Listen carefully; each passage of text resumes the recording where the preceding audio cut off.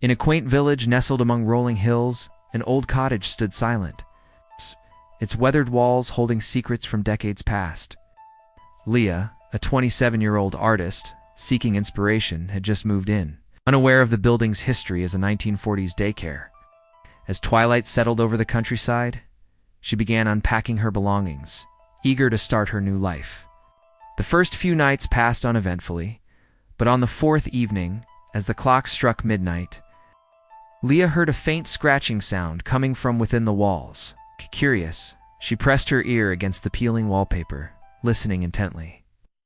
The scratching grew louder, more insistent, as if something was trying to break free. Heart racing, Leah carefully peeled back a strip of wallpaper, revealing layers of old paint and plaster beneath. As she worked, her fingers brushed against something papery. Gently, she extracted a yellowed piece of paper, its edges crumbling with age. Unfolding it carefully, she found herself staring at a handwritten nursery rhyme, the ink faded but still legible. "Sing once she comes," the rhyme began, its words sending a chill down Leah's spine. She read on, each line more unsettling than the last. The final verse warned, "At 3, she'll be free, so lock your doors tight, or she'll steal you away in the dead of night." Leah laughed nervously, trying to shake off the eerie feeling that had settled over her. She tucked the paper into a drawer, determined to forget about it. But as she lay in bed that night, the words of the rhyme echoed in her mind, refusing to let her sleep. Days passed, and Leah found herself growing increasingly uneasy in the cottage. Strange noises would wake her in the middle of the night, creaking floorboards, whispers in the darkness, and sometimes the faint sound of a child's laughter. She tried to rationalize it, blaming old pipes and settling foundations, but deep down, she knew something was wrong. One night, as the clock neared 3 a.m., Leah jolted awake, her heart pounding. In the silence of the cottage, she heard it, a soft, childlike voice whispering the words of the nursery rhyme. "Sing once she comes," it said, the words growing louder with each repetition. Paralyzed with fear, Leah watched as her bedroom door slowly creaked open. A small figure stood in the doorway, silhouetted against the darkness of the hallway. It was a little girl, no more than 6 years old, wearing an old-fashioned dress that seemed to float around her. The girl's eyes met Leah's, and in that moment, Leah felt a wave of cold wash over her. The child's eyes were completely black, devoid of any warmth or humanity. A twisted smile spread across her face as she took a step into the room. Leah tried to scream, but no sound came out. She watched in horror as the girl's form began to shift and change, growing taller and more grotesque with each passing second. The once childlike figure now towered over Leah's bed, its limbs elongated and distorted, fingers ending in sharp claws. In a voice that sounded like nails on a chalkboard, the entity spoke. "You sang my song," it hissed, reaching out towards Leah. "Now you're mine." Leah squeezed her eyes shut, praying for it all to be a nightmare. When she opened them again, the creature was gone, but the air in the room felt heavy and oppressive. She knew with a sickening certainty that it would return. Over the next few days, Leah tried to convince herself that it had all been a vivid dream. She threw herself into her work, painting furiously in an attempt to exorcise the terrifying images from her mind. But each night, as 3 a.m. approached, she found herself paralyzed with fear, waiting for the whispers to begin again. She began researching the history of the cottage, desperate for answers. In the local library's archives, she discovered old newspaper clippings about the daycare that had once operated there. The stories painted a dark picture, reports of missing children, unexplained accidents, and finally, the mysterious disappearance of the daycare's owner, a woman named Eleanor Blackwood. One article caught Leah's attention, described how Eleanor had been found in the cottage's basement, surrounded by strange symbols and muttering an eerie nursery rhyme. The children in her care had vanished without a trace, never to be seen again. As Leah delved deeper into the cottage's past, strange occurrences became more frequent. Objects would move on their own, shadows danced at the corners of her vision, and the walls seemed to whisper when she wasn't looking. She knew she should leave, but something kept her there. A morbid curiosity, perhaps, or a desire to uncover the truth. One evening, as storm clouds gathered on the horizon, Leah found herself drawn to the basement. She had avoided it since moving in, put off by its musty smell and oppressive darkness. But now, armed with a flashlight and her growing desperation, she descended the creaking stairs.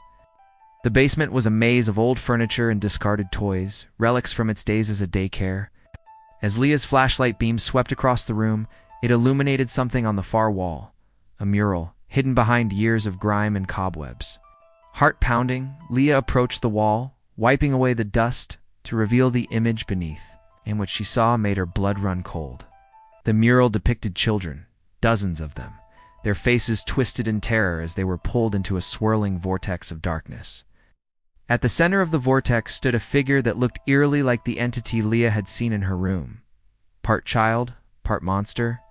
As she stared at the mural, the air around her grew thick and heavy. The temperature dropped suddenly, and Leah's breath came out in visible puffs. She turned to leave, but found her path blocked by a group of translucent figures. The ghosts of children, their eyes hollow and pleading. One of them, a little boy with tousled hair, stepped forward. "She's coming," he whispered, his voice echoing in the stillness of the basement. "You have to stop her. Break the cycle." Before Leah could respond, the ghosts vanished, leaving her alone in the darkness. She stumbled up the stairs, her mind reeling from what she had seen. As she reached the top, the clock in the hallway began to chime. It was 3 a.m. The nursery rhyme filled the air, sung by dozens of childish voices. Leah watched in horror as the walls of the cottage began to ripple and warp, reality itself seeming to bend. From every shadow, every dark corner, ghostly children emerged, their eyes fixed on her. At the center of it all stood the entity, no longer trying to maintain its childlike facade. It towered over Leah, its body a writhing mass of shadows and claws. "You've seen too much," it hissed, reaching for her with elongated fingers. In that moment, Leah understood.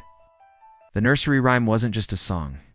It was a ritual, a way to keep the entity fed with the souls of children. And now it wanted her. With a surge of adrenaline, Leah ran, dodging the grasping hands of ghostly children and the claws of the entity. She burst out of the cottage into the raging storm outside. Lightning Illuminated the night sky as she ran, the entity's roar of fury echoing behind her. As she reached the edge of the property, Leah looked back. The cottage was engulfed in an otherworldly light, the silhouettes of countless children visible in its windows.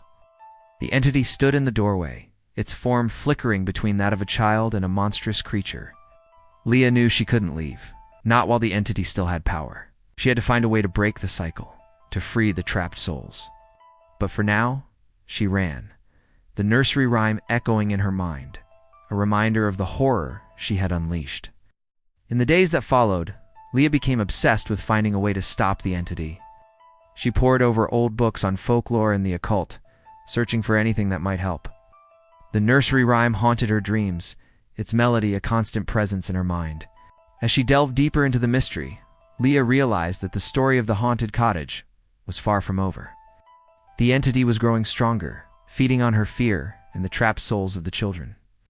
She knew that soon it would be powerful enough to break free of its confines, spreading its terror beyond the walls of the old daycare.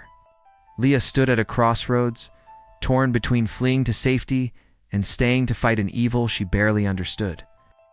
The fate of countless souls hung in the balance, and the clock was ticking. As another night fell, and the whispers began anew, Leah steeled herself for the battle ahead, knowing that the true horror had only just begun. Still singing it? If stories like this give you chills, drop a like and follow for more haunted horrors like this.